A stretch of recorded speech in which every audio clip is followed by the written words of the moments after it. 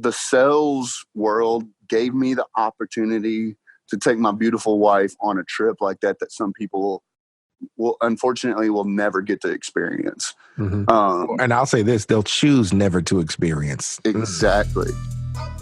Welcome to the Millionaire Car Salesman Podcast, the #1 resource for automotive sales professionals, managers, and owners to learn how to make money, accumulate wealth, and to all out ball out in the auto industry. And now your hosts, Sean V. Bradley and L.A. Williams. Hey, what's going on, everybody? This is L.A. Williams, and I'm here live on the Millionaire Car Salesman Podcast. And man, I've got a phenomenal guest for you today. As a matter of fact, this gentleman has been requested. I mean, people that have heard his story are like, L.A., you got to get him on the podcast because I want to know what this guy is doing. This gentleman is pretty much brand new to the automotive industry. I mean, he was out there, he was selling motorcycles and all of that good stuff, right? But he transferred over and started selling cars. And if it's to my understanding, right, and you can tell me if I'm incorrect on this one, right? I heard, right, that this gentleman sold 21 cars in his first 18 days as an automotive sales professional. So without further ado, we're going to find out if this is actually true. We're going to hear from the horse's mouth. Everybody give it up for my main man, Mr. Zack Williams. What's up, Zack? What's up, brother? First of all, we share a last name, so you know we're definitely brothers, right? Yeah, absolutely. I don't feel bad saying that now. Man, I'm honored. I really am. I've been listening to this podcast, and I honestly probably wouldn't be where I was today without it. So when I got requested and asked if I would do this, I was like, man, where's Ashton Kutcher, bro? I'm getting punked.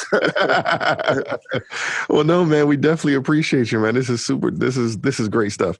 So tell us, first of all, is that accurate? Are those the real numbers? What happened? Yeah, man, that's 100% accurate.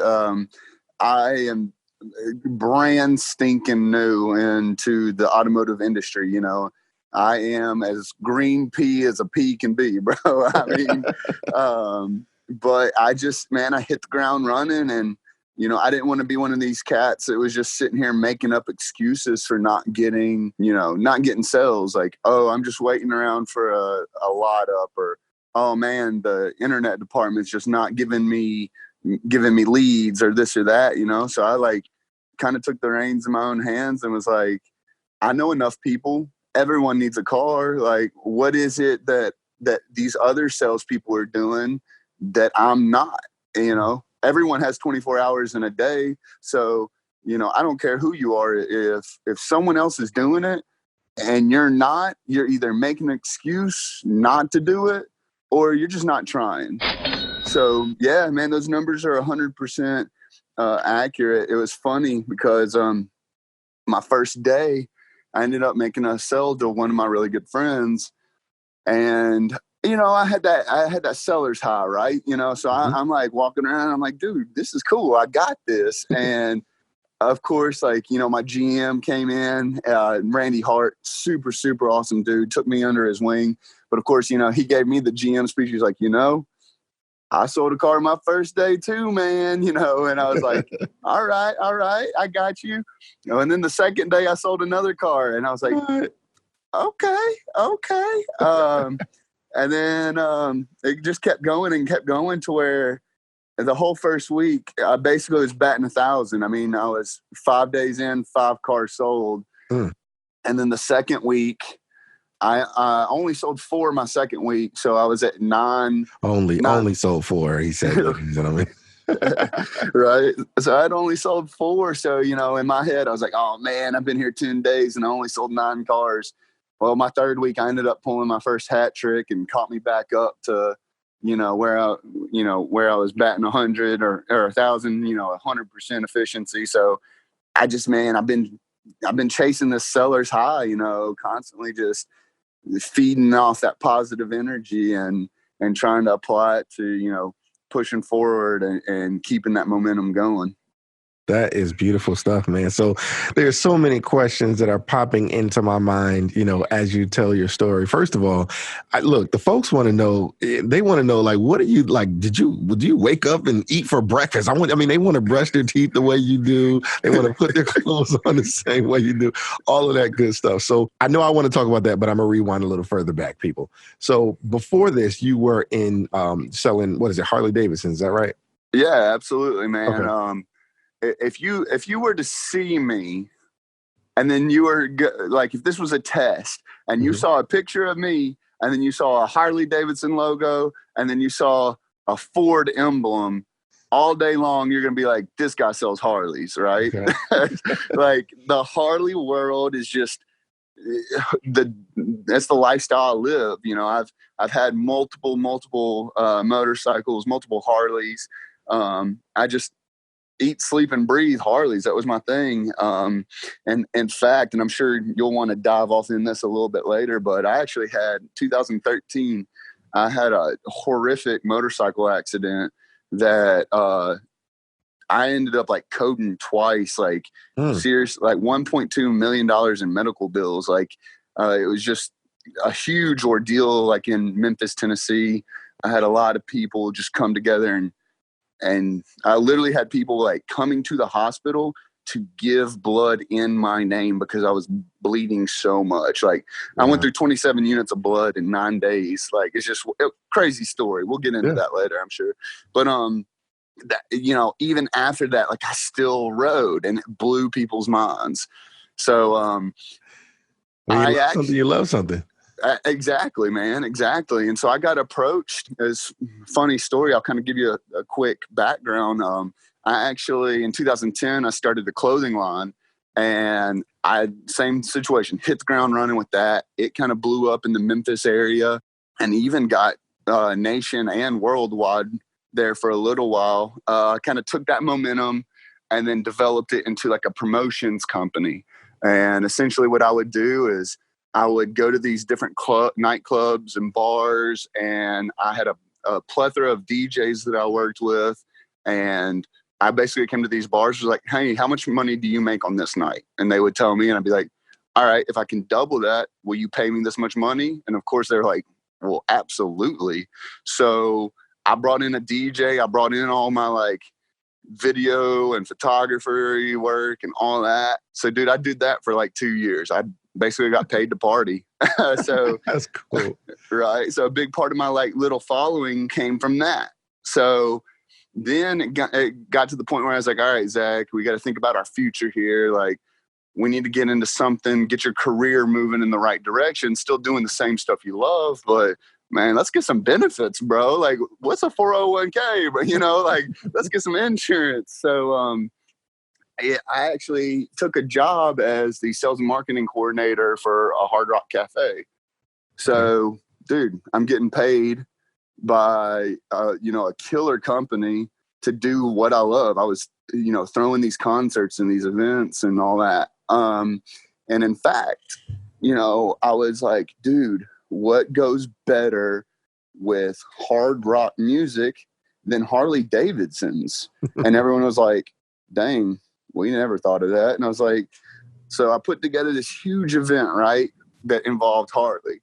And apparently I just blew the meeting out of the water because like shortly after the meeting, the GM of the Harley dealership walked up to me and kind of nudged me on my shoulder and was like, hey man, you ever thought about working for Harley? And I was like, dang, bro, don't do this to me. Don't do this to me. Because I was seriously like, just if you see me and you see my image and the way I live my life, I've got a very specific style. And it was funny that he had asked me that because once I knew I had this event going for the Harley Davidson community, I had told one of my coworkers, I was like, bro, like there's 2 companies that could steal me away from like that hard rock, iconic logo. Mm-hmm. And I was like, Red Bull or Harley Davidson. Boom. All of a sudden, Harley Davidson's knocking on my door, and I'm like, God, I got to answer it, bro. Like, talk about the law of attraction. Exactly, man. So just I'll try and speed this up. So Take your time. They want to soak it all in. I heard that. All right. So long story short, man, I went over to Harley as their marketing manager and dude, absolutely loved it. I mean, it was so much fun. The atmosphere, the Harley lifestyle.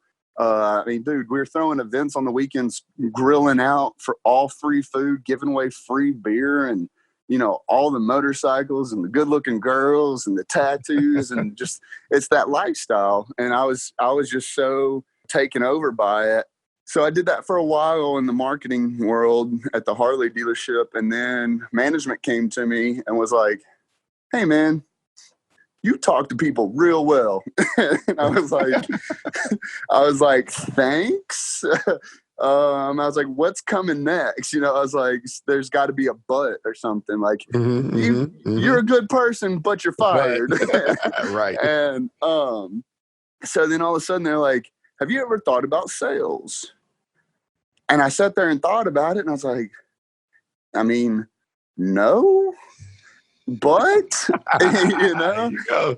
And it's funny too, because I listen to y'all all the time, and it's like the same repeating story from all these salesmen. They're like, no one was ever born wanting to go into car sales, But man, like I was like, dude, it's all the stuff that I like to do.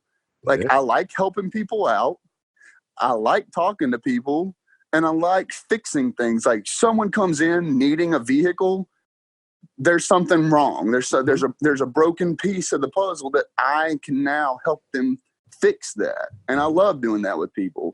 So I was like, dude, I'm down, but I will say, LA, I was nervous at first. Like I know my personality and like I know that I've always, any job I've had, I've always just done everything I could to get to the next level. Like let's learn everything there is to learn so I can apply this and better myself and build and build and build. So I was like, but I was nervous. I've never worked in sales before.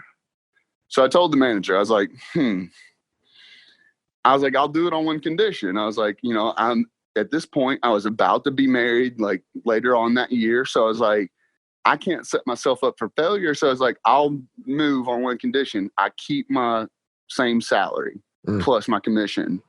My GM stopped for a second and he looked at me and I didn't back down. And so he was like, all right, let's do it. I love it. So I jumped in on the sales floor, and dude, I have not enjoyed working as much as I have in sales. Like I hit the ground running, and I was doing really good, but I was still like mediocre, right? Like I wasn't anything to be on a podcast about, like I was super green at that point, and I'm learning the process, and then I'm learning to trust these general managers because I get it, right? Like I'm listening to them and I keep hearing them, but I haven't seen it fulfill in my life yet. So like I still was a little weary. And then, man, about a year ago, LA, I don't know what happened to me. I must have had like a premonition, like in my sleep or something. Cause I woke up and it was like, boom, the light switch had been turned on. And I was like, dude, my manager's right. Like what a concept. Right? What a concept. Like the numbers work. So I'm about to say this, and I'm sure all the car guys are going to laugh and fall out of their chairs when I tell you like how little outreach we had to do, but it was still like pulling teeth at the Harley shop. We only had to make 100 phone calls a week, bro. And some of the other motorcycle sales guys were literally did the very least they had to do to like get by, right? Like they would keep like a notepad and do tick marks to make sure like they did just enough to not get in trouble. And man, when I woke up this day, I was like, man, screw this. Like I was like, I'm gonna be at work. There's downtime. Why not spend it making phone calls and making money? Because I'll tell you what happened, LA. We were coming up getting married, and I was like, man, what do I need to do to like pick up a second job to, help pay off this wedding? And then, man, I was sitting there and I was like, why would I take a second job when I can just apply myself even better at my normal job and double my results? Like I said, everybody's got the same 24-hour day, right? Yeah. So if I'm working 8, 9, 10 hours at my normal job, and then I go pick up a 4-hour shift somewhere else, like why am I putting myself through 12 or 14 hours of work to make the same amount of money that if I had just applied myself to my 8-hour job? Why wouldn't I do that? Right. So, dude, I started making as many phone calls as I could. Bro, my customers were like, Zach, leave me alone. But dude, I jumped up. I'm making, like I said, our minimum was 100 phone calls a week. Bro, I'm making 320 phone calls, 350 phone calls a week, tripled my numbers. Mm-hmm. From that point on, LA, I was the number one salesperson from that point on. Oh, wow. So look, kind of devil's advocate, right? So even though you had customers saying, leave me alone, you obviously had some customers that said, oh, thank you for calling, and I'm absolutely something. Wow. That's absolutely amazing. And so you hit on so many key points that we're going to have to kind of like comb through this, right? All right. First of all, in the beginning, right? Because people think, right, that you must have, just grown and all of a sudden just been a rock star because you said you were successful in other businesses, things like that. And then they hear that you were, like you said, kind of middle of the road in the motorcycle business. And then all of a sudden you had that premonition, right? And it just clicked for you. And it's a simple concept. The numbers are the numbers are the numbers. You can't beat the numbers and the numbers can't beat you. So all of those are powerful things. But I think, some of the keys that you hit on really is about the mindset that you have to have. First of all, the coachability mindset, right? First of all, your managers, they only want you to be successful because every time you're successful, they're successful. They're successful. Right? Yep. The other half is even when you talked about the whole job situation, right? So many people act like they don't have nothing to fight for, man. You had something to fight for with this whole wedding thing, marriage thing. How old are you, man? Man, I'm 30, brother. 30 years old, right? And so he's got the mentality, right? He's like, listen, I got something to fight for. I got something. Listen, I want a beautiful wedding, with my queen. And so I'm going to do whatever it takes. And again, so many people just don't ever make that commitment. They don't ever, go through. I think if people knew unequivocally that if they did the work necessary, if they did the work required, that they would get the results, then I think people would do it. The challenge is people fear, right? They're like, oh, well, I don't really know. And I'm telling you, so you really rocked it on that one. Even when you talked about with, your manager and you said, hey, listen, I'll do it, because if you think about it, you weren't asking for a sales job, right? They were asking you to do the sales job. So when someone is asking you, that means that you have the leverage, and that means you can, you state your demands. You know what I'm saying? Bro, balls in my court, brother. This is coming up after a podcast that I just finished recording. And the gentleman who was on, Danny said, I love being on shaky ground, right? And you said, you felt unsafe. He just said that. He also talked about how being different is better than better. And you also talked about your image and how you don't necessarily fit the Ford, stereotype, right? You more so fit that. And so, man, all of these things are just stringing together. I'm just the conduit, man. I'm telling you, I'm not doing any, I'm not that good, or I'm not that good of a planner, none of that stuff. But these podcasts just seem to string together and give the listeners exactly what it is that they need. So totally appreciate that. So talk about this, because you're talking to the millionaire car salesman listeners, right? So folks like yourself who listen to this podcast are people that want to make money. So talk about what did it do for you financially when you went through all of these changes. So talk about maybe what you were making and here's the thing, don't get it twisted, because I totally agree and encourage people to have their own thing, going on. I mean, have a clothing line, have some stuff going on, right? But I do want you to talk about the financial aspect. How did it go from, what was it like? I mean, you were doing the club promotion thing, and then you were working with Hard Rock, and you got your benefits, I guess, right? Right. And then you shifted over and you were doing the 100 calls, and then you did the 320 calls. Can you just talk about those financial transitions? Yeah, man, absolutely. Basically, when I was working when I was the marketing manager, dude, I was making a flat hourly rate. I was making $18 an hour. Okay. that is more than, the average American makes, but also it's nothing to write home about. And if anyone's listening to this podcast, they're in the automotive industry and they have the opportunity to make incredible amounts of money. In fact, the 1 percentile amounts of money. It's funny, just real quick, when I wrecked my motorcycle, I was making about $120,000 a year. Okay. And when it took me over a year, LA, to recoup from that just physically. Like, dude, they told me that I'd never walk again. They told me I'd never do this. They thought I was going to be brain dead. Like, it was just an incredible situation. And so I went from making $120,000 a year, LA. I lost my house. I had an awesome 4-bedroom house. I lost a $30,000 car. I had 2 Harleys, obviously the one that got totaled. I got another one that got repoed. I mean, I went from riches to rags real quick. And listen to how we think about that. It was just a roadblock. Right? Exactly, man. A little obstacle. Right? So I'm sitting there after I kind of gotten back better and was mobile, and I was in the gym. And one of my really good friends came up to me, and I guess he could just tell, like, he was asking me about what was going on in my life. And I told him, I was like, man, just trying to find a job, but I just can't find anything that pays me what I deserve, right? I was like, I'm trying to find these jobs that are, $40, $45 an hour. And my friend had to slow me down and be like, look, bro. He was like, when you first started working, did you start off making that much money? I was like, well, no.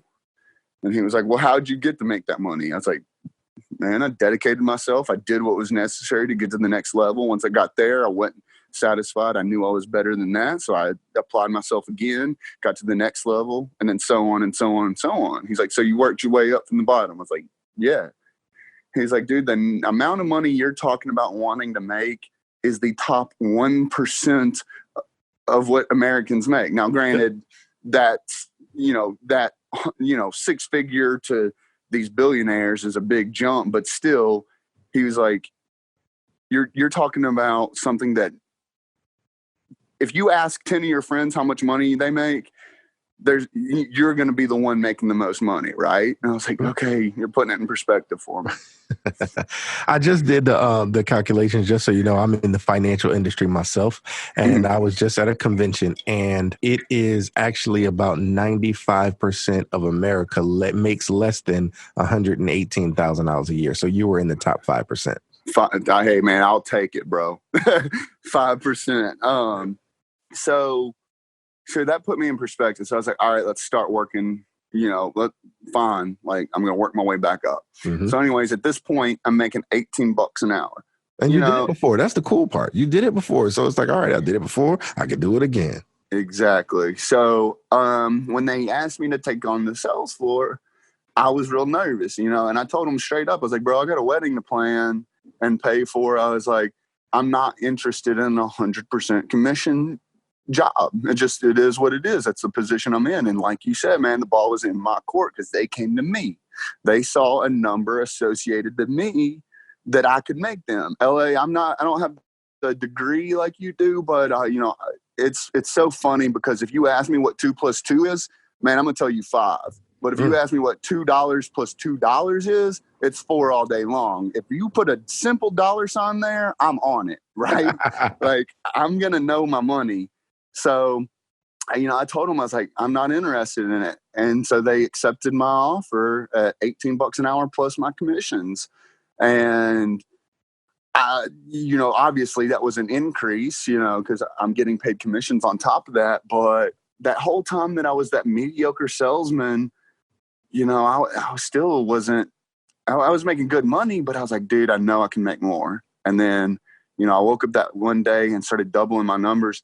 And dude, I got to the point where I was doing, $8,000 to $10,000 months, right? And when I tell you, you're talking about the Millionaire Car Salesman podcast, and it's all, what's the money, dude? That put me in a whole nother mindset, bro. Like, I paid for my wedding, bro. We cash flowed that thing, right? And we went on a incredible honeymoon. Like, we stayed in one of those over the water bungalows with the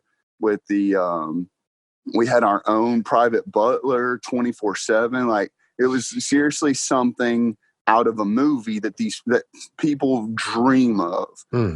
And the sales world gave me the opportunity to take my beautiful wife on a trip like that some people unfortunately will never get to experience. And I'll say this, they'll choose never to experience. Exactly. Smack. So, yeah, man, the sales life, it put me back to making what I knew I deserved. And, you know, when I say know what I deserve, it's not it's not an arrogant or cocky thing. It's just, I know I'm going to do what it takes to make that money.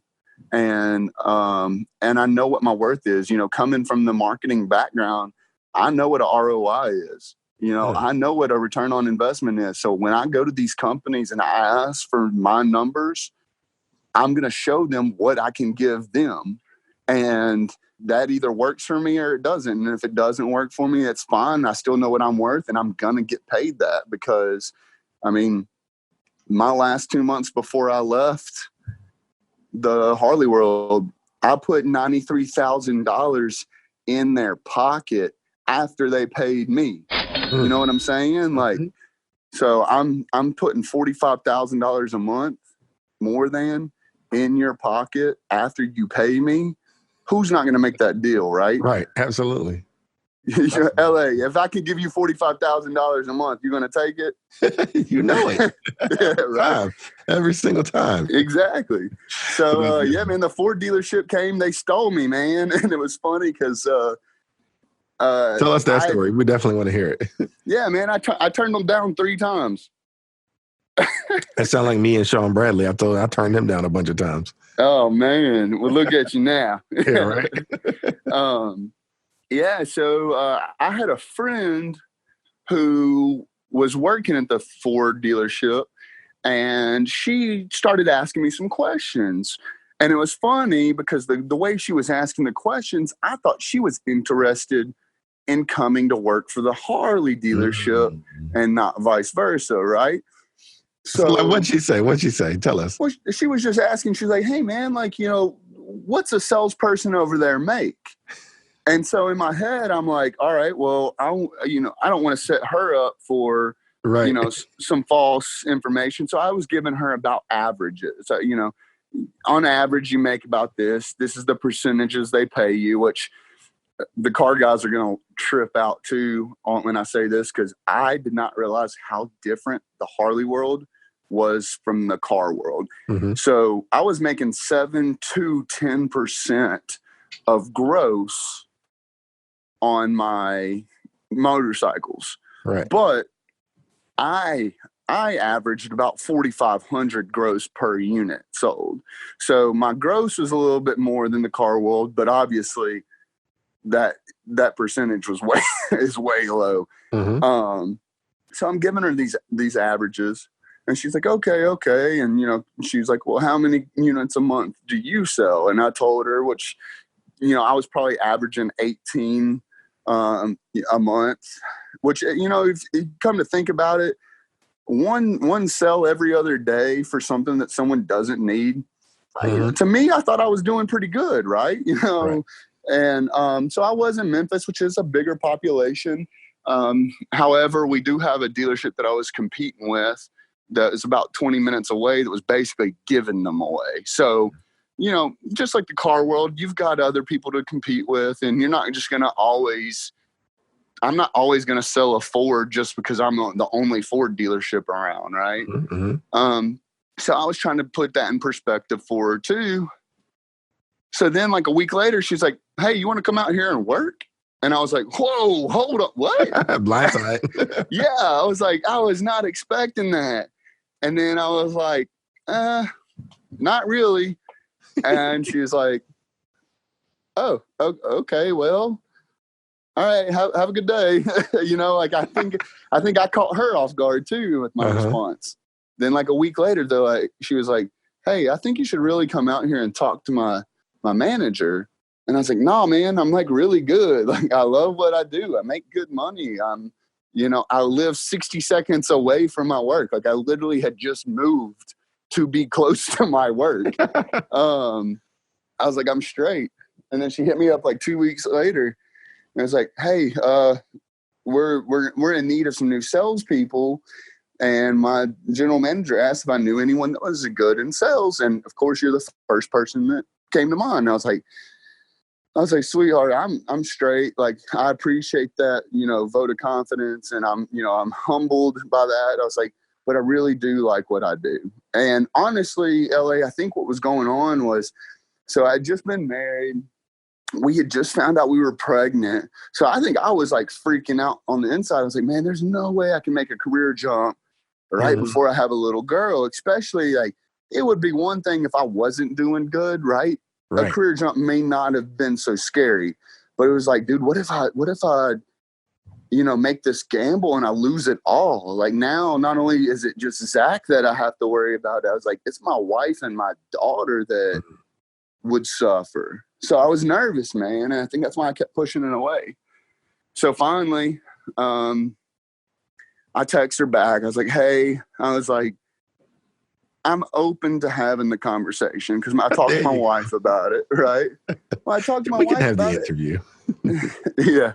I was like, I've been praying for like a better, not necessarily a better opportunity, because again, I love what I did, but man, I was having these Harley dealerships all over the United States offering me jobs, right? Like Atlanta, St. Louis, Baton Rouge. Like, I had these people offering me like sales manager positions, all because of social media. They all because of Instagram, because of certain hashtags I was using. I kept popping up on their Discover page. I mean, bro, when you see a certain salesperson in Memphis, unfortunately, is not very well known for our high credit scores. So when they see me selling 3 motorcycles a day, multiple times, they see me selling 8 Harleys in a 4-day period. They're like, hey, dude, this kid knows what he's doing. So they kept offering me jobs. So, I prayed about it with my wife. I was like, dude, something's coming that we're going to have to really take a look at.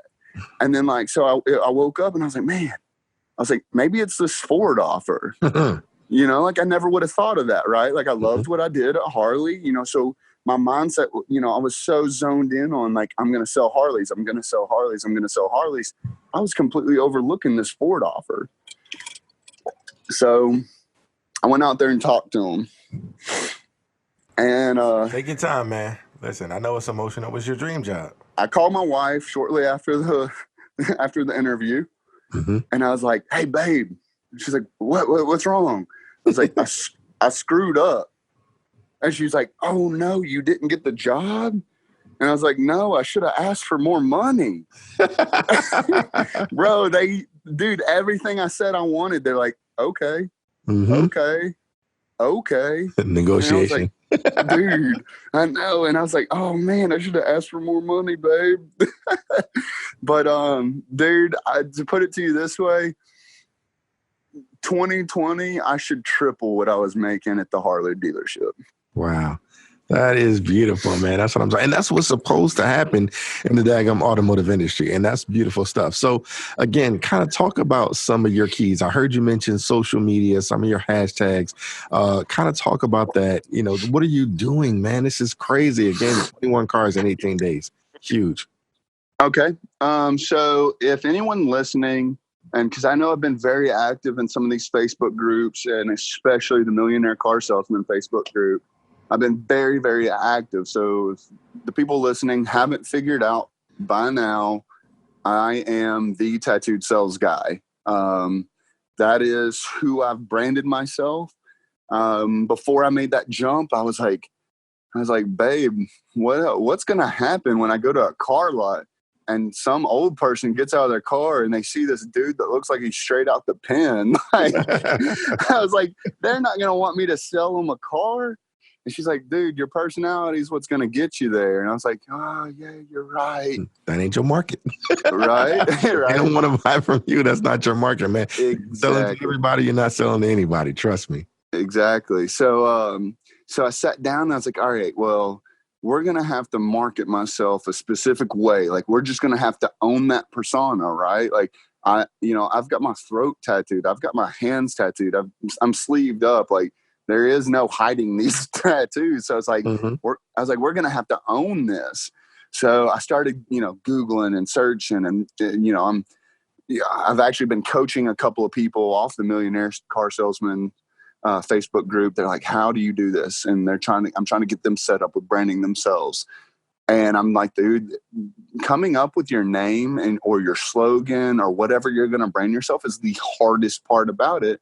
Because you got to come up with something that's catchy, something that people are going to either, pull towards or can relate to. So I told my wife, I was like, man, we're going to have to just own it, that I'm the tattooed guy.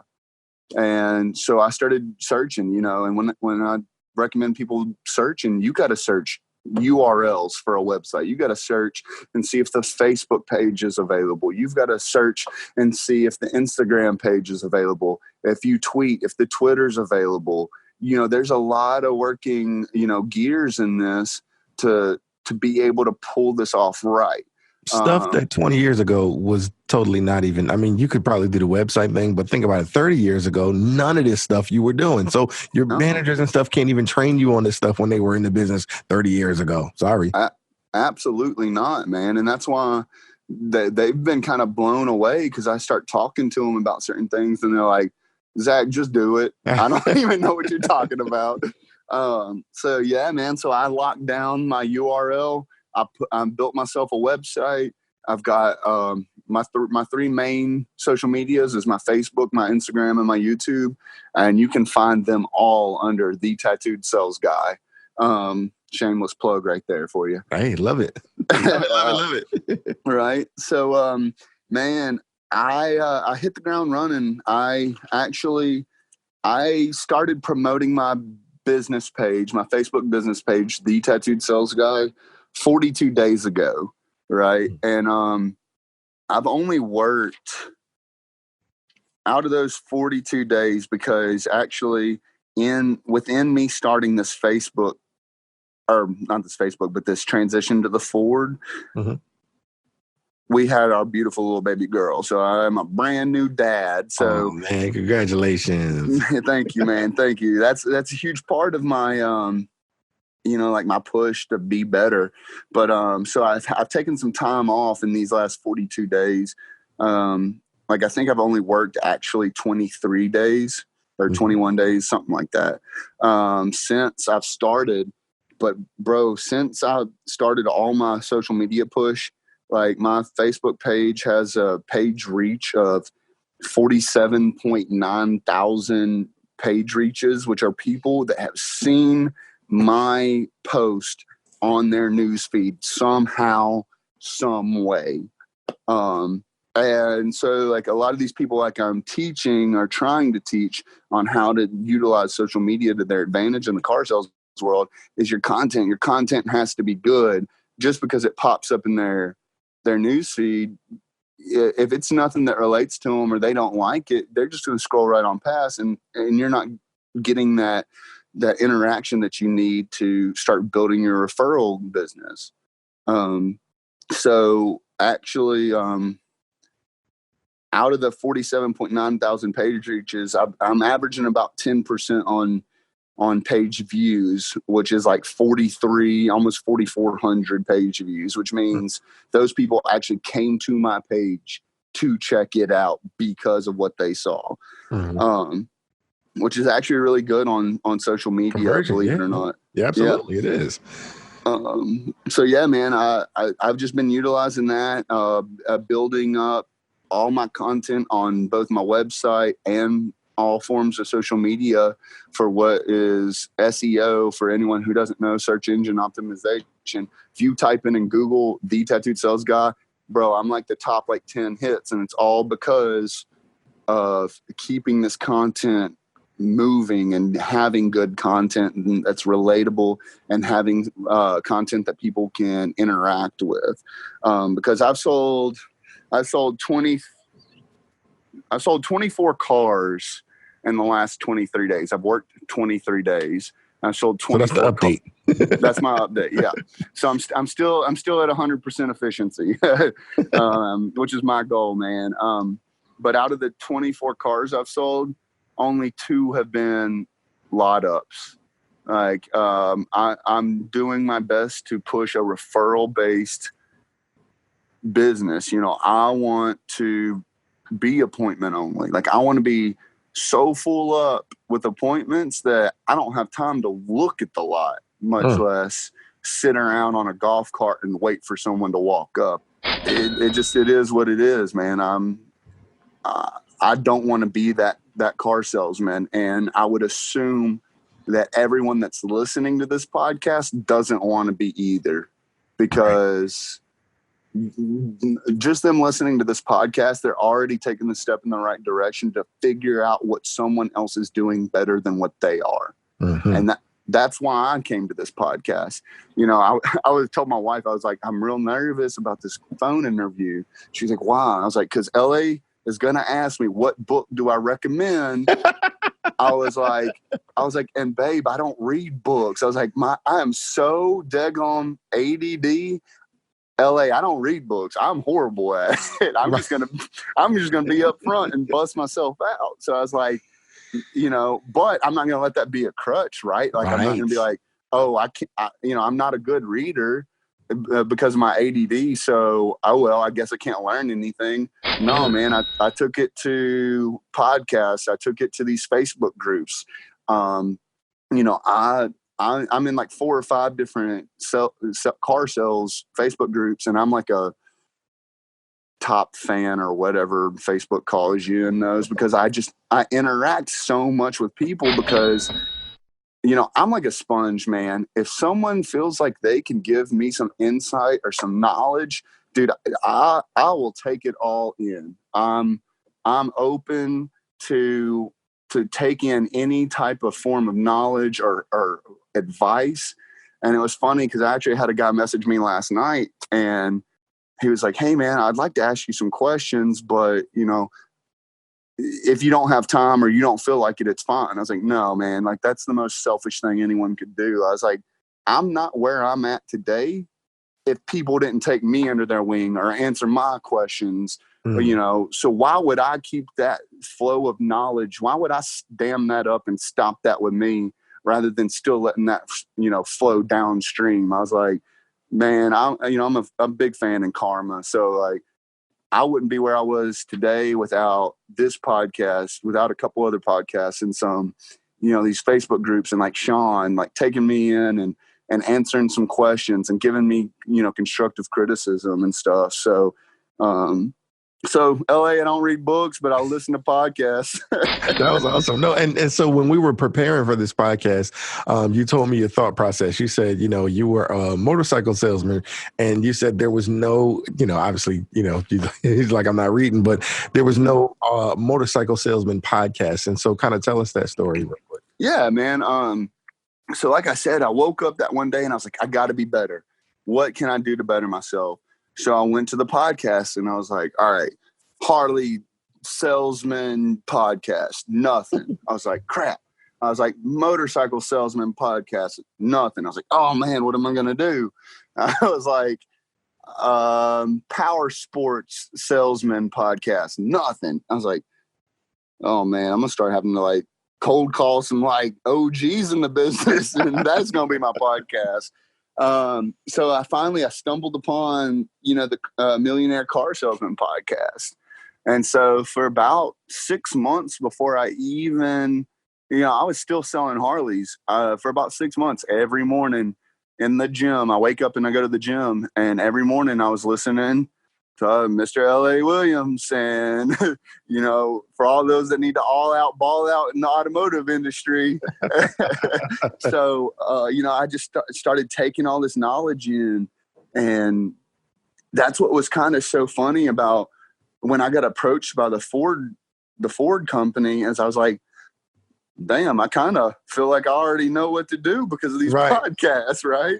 You know, that's beautiful stuff. So yeah, man, I've been listening to the podcast for a while, just trying to take in and learn. And honestly, I think I started annoying my managers because I would go in every morning and be like, dude, I learned this on the podcast, or man, what do you think about this? Do you think we could do this? You know, I heard a guy on the podcast talking about this, you know, and I think my manager was like, bro, stop with the podcast. See, I don't even go comment on that type of stuff, but it's just amazing because how can, you know, success annoy you? How can, you know, super brand new ideas, how can that type of stuff annoy you? You got to get excited by that kind of stuff, man. But hey, is this what it is, man? You moved over, and so now you're right where you belong. So that's exciting. So talk to us about this. I mean, because again, you really killing it with social media. You're really doing your thing. I think what people want to know is, how do you even come up with the ideas to do this? Like, who told you, okay, it's hashtags, you got to use hashtags. Who told you, you know, it's about search engine optimization? How'd you even learn that word? Like, I remember Chris Rock, he had a comment where he was talking about slaves in America, and he's like, who taught you octagon? You know what I'm saying? That's awesome. So how did you learn search engine optimization? That's a whole different language. I'm a car salesman. I don't know nothing about that. Right. No, absolutely, man. Well, like I said, a lot of my background has been marketing, but LA, I don't have a degree in marketing. Mm-hmm. Like I said, you know, everything I've done has been self-taught. Like I saw something and I wanted it and I got it. And so I had to teach myself all this stuff. So it was like one of those things, the more I start doing my research, the more I learn, and the more I learn how to research, right? Like yes. The more I start digging, the more I start figuring out, like, oh, that's what that's called. Like you said, search engine optimization. I would not have learned that word if I hadn't have been searching like marketing. Like, how can I start putting my name out there? What are some marketing ideas? This and that. So then I hear someone on a podcast talking about search engine optimization, SEO. And I was like, what the hell is SEO? Let's Google that. Start looking up SEO. SEO stands for search engine optimization. What is search engine optimization? And basically, in layman's terms, it's all the content that is on your websites or social media or whatever, that's all conjoining or representing the same thing. When it gets searched on Google or Yahoo or whatever some of the other search engines are, it pulls you as the top hit because you've got there's a bunch of algorithms that go into what they consider good content, but then that's a whole nother rabbit hole for you to start researching. Okay, how do I get my content to fit what people need, you know? Exactly. I mean, you know, LA, I've gone to, so check this out. This is, you know, I told LA on the call yesterday, for all the people listening, I was like, dude, I want to hear some cha-chings in my video.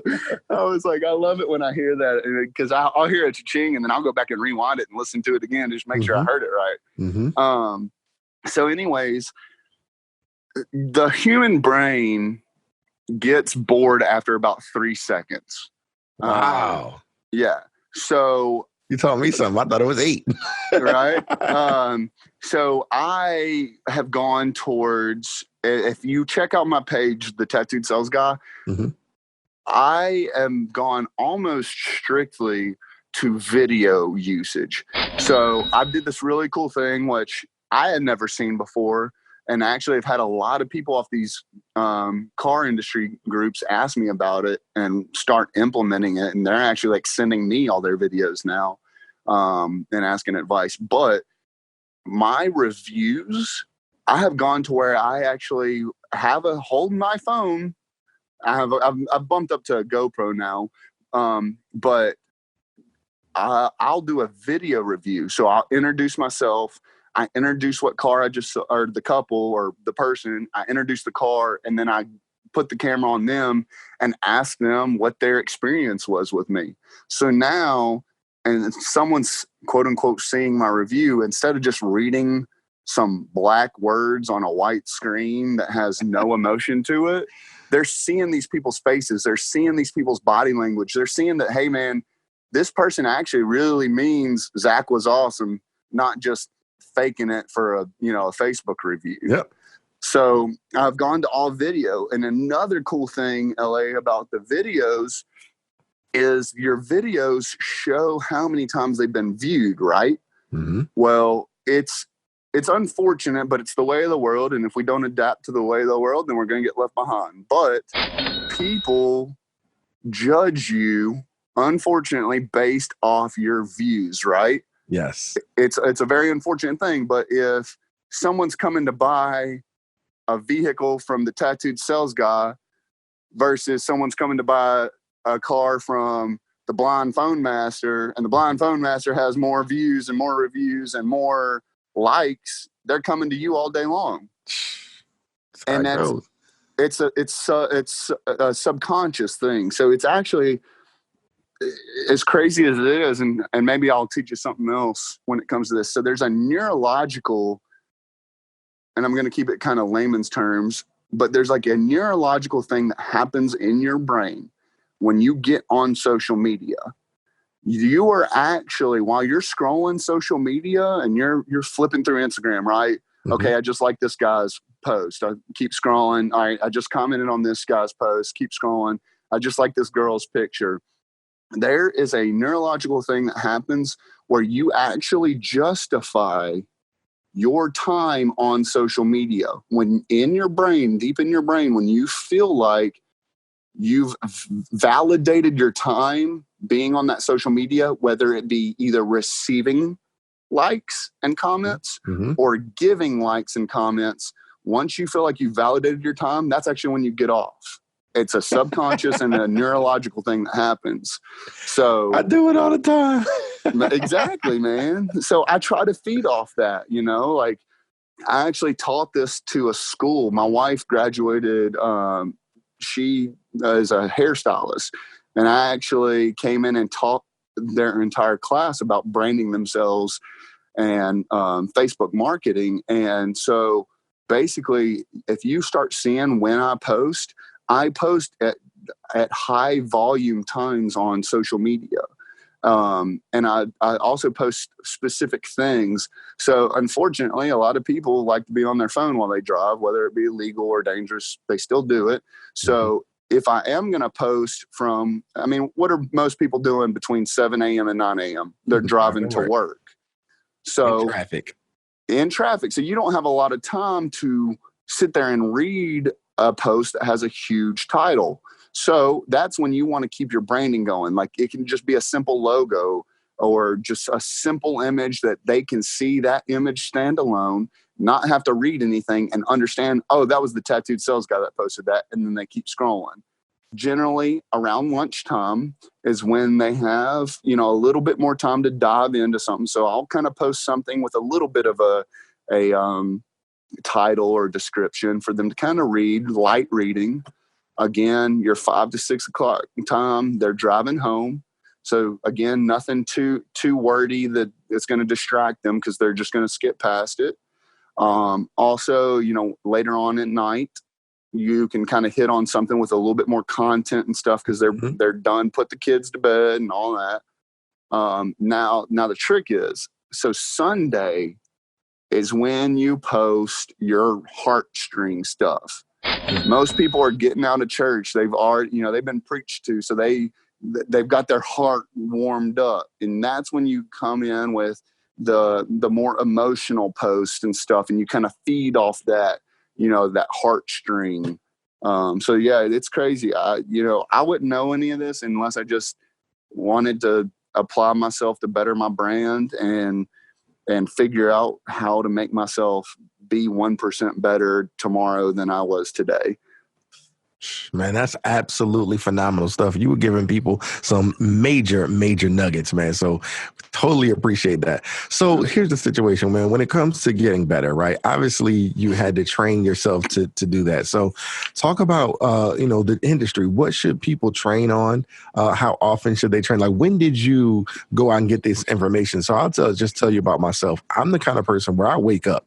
I'm up 4:30 in the morning, 5 o'clock in the morning. And people, even recently, literally, people think I'm asleep, but I'm, reading stuff on my phone. I'm learning, I'm listening to podcasts, I'm watching YouTube videos. I'm, just trying to better myself. And so people are like, well, how did you learn how to do that?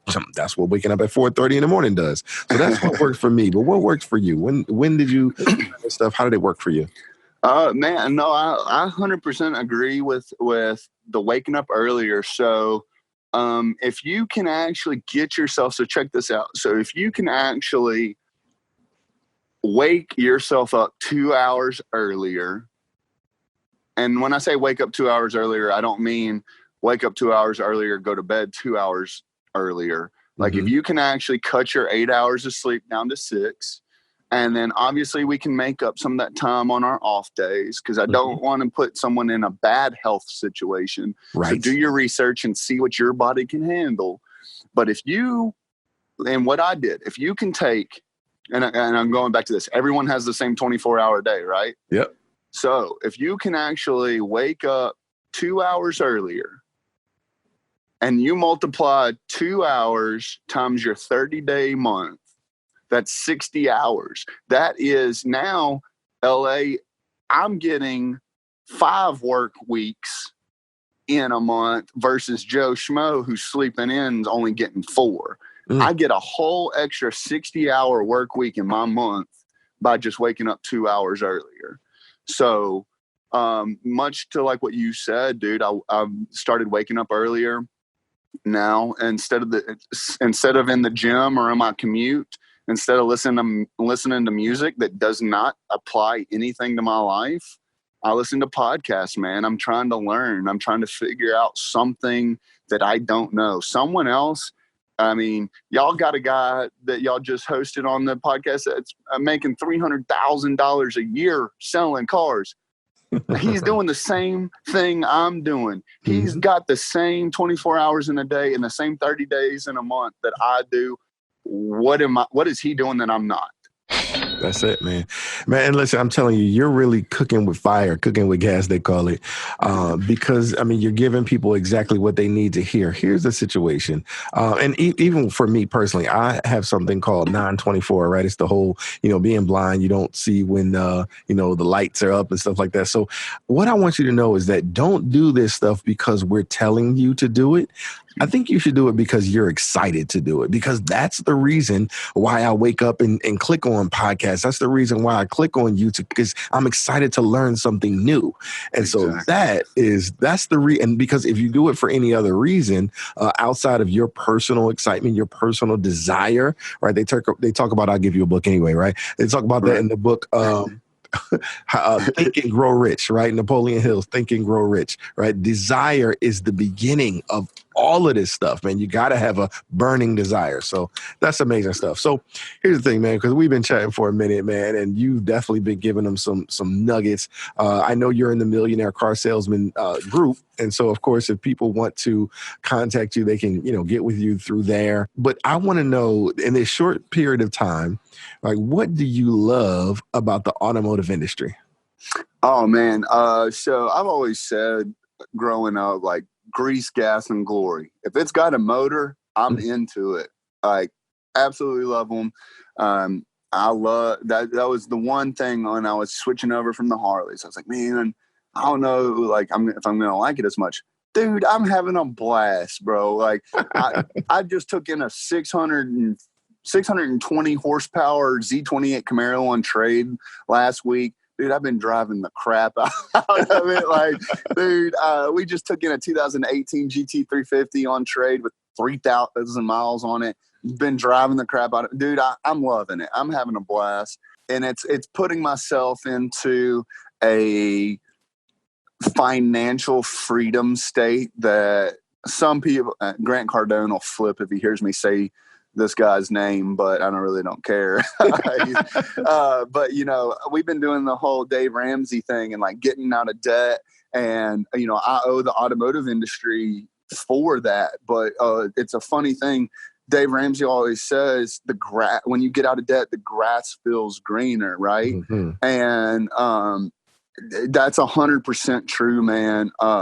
My wife and I, because of the car industry and the motorcycle industry, we have paid off almost all of our debt. We will actually be 100% debt free in the next 9 months. And that is including us bankrolling our wedding and honeymoon and our daughter's birth. Bro, I was able to go to my daughter's birth and hold her and cry with her, knowing that there was not a single bill held over my head.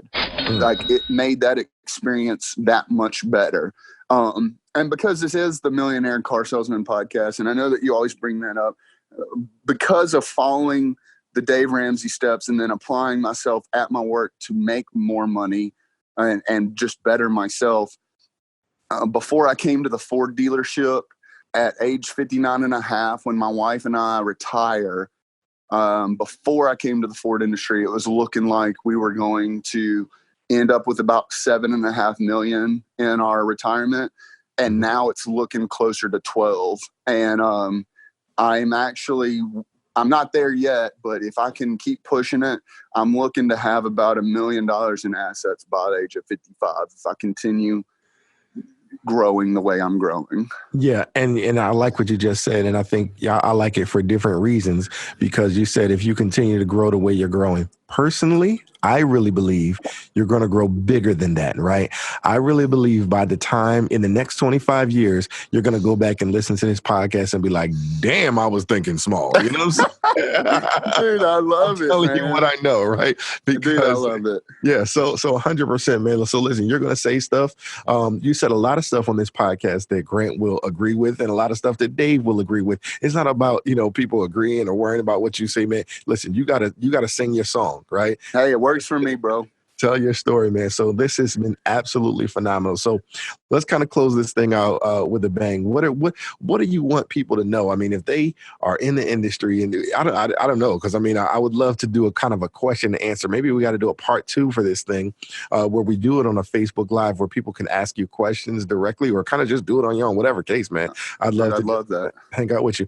But the key is, like, what should people know? I mean, listen, you just came into this thing. You sold 21 cars in 18 days. You sold 23 cars in 22 days. Well, it was 24 cars in 23 days, right? And so your goal is to stay above the market, right? Because, it doesn't make any sense for people to say, my goal is to sell 20 cars this month. That means that your 30-day month, you plan to not succeed in 10 of those days. It's amazing how people do stuff like that. So what do you want people to know? Man, actually, and I said this to someone yesterday. He hit me up and he's like, bro, I've been following you for a while. He was like, I'm brand new into the automotive industry. And he was like, what is your number one word of advice? And I said, sell yourself. Dude, you mean to tell me those first 10 days that I worked, those first 2 weeks, do you think I knew anything about Ford? I didn't know anything, bro. Mm-hmm. But I sold Zack Williams. I sold the tattooed sales guy to those people. I sold them and I told them the truth. I was honest to them. Dude, I came from the Harley world. You think it was a good idea for my well-being to lie to a Harley dude to try and sell them? Absolutely not. Right. Absolutely. So I took that mindset with me into the automotive industry. Like, I'm honest. I'm 100% honest. If I don't know, I will find out, and I will tell you I don't know. Mm-hmm. And I sell myself. I go above and beyond to connect with people on like a mental level. Like I try to figure out who they really are. I try to figure out what their needs are, and then I do my sales pitch based on them and what they need, not what I want, not what I need. Yeah, I could probably upsell them, but the average person buys a new car every 3 years, mm-hmm. and then someone inside their household buys a new car every 24 months within 90 days. So if I were to lie to them and